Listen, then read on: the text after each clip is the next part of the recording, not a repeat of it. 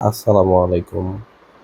আজকে আমরা যে বিষয়টা দেখব সেটা হচ্ছে রেখা, রশ্মি এবং রেখাংশ, এই তিনটা কি জিনিস। তাহলে প্রথমে আমরা দেখি রেখা। রে রেখা হ্যাঁ, রেখা কি? এই রেখা হচ্ছে, রেখার নির্দিষ্ট কোনো দৈর্ঘ্য নেই, ঠিক আছে। এটা হচ্ছে রেখা এ বি, এখানে একটা রেখা। তো এটা বৈশিষ্ট্য কি? এর কোনো নির্দিষ্ট নির্দিষ্ট দৈর্ঘ্য নেই, ঠিক আছে। এটার কোনো নির্দিষ্ট দৈর্ঘ্য নেই। আর 2 নম্বর বৈশিষ্ট্য হচ্ছে এর কোনো প্রান্ত বিন্দু নেই। প্রান্ত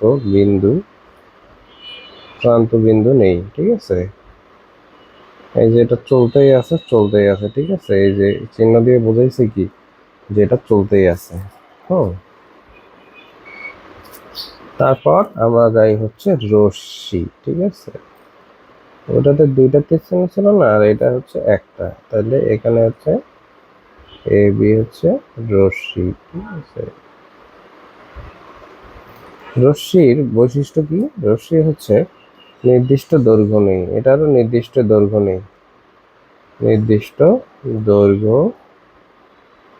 নেই। হ্যাঁ, এটারও নির্দিষ্ট দৈর্ঘ্য নেই।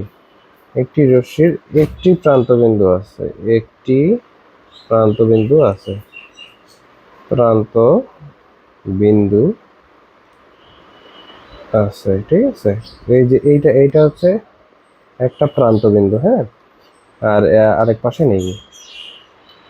তাহলে নির্দিষ্ট দৈর্ঘ্য নেই, যেহেতু একটা প্রান্তবিন্দু, আমার দৈর্ঘ্য লাগতে কি লাগে? 2টা প্রান্তবিন্দু লাগে, কিন্তু 2টা প্রান্তবিন্দু তো নাই। এখানে হচ্ছে এটা যাচ্ছে, তাহলে এটা হচ্ছে রশ্মি।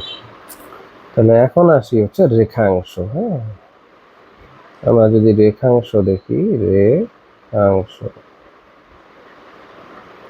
রেখাংশ রেখাংশ এই যে এটা এ বি রেখাংশ মানে কি? রেখার যে অংশ, এটার কিন্তু প্রান্তবিন্দু আছে। তাহলে এটার বৈশিষ্ট্য হচ্ছে দৈর্ঘ্য আছে এবং 2টি প্রান্তবিন্দু আছে। কয়টি? 2টি প্রান্তবিন্দু।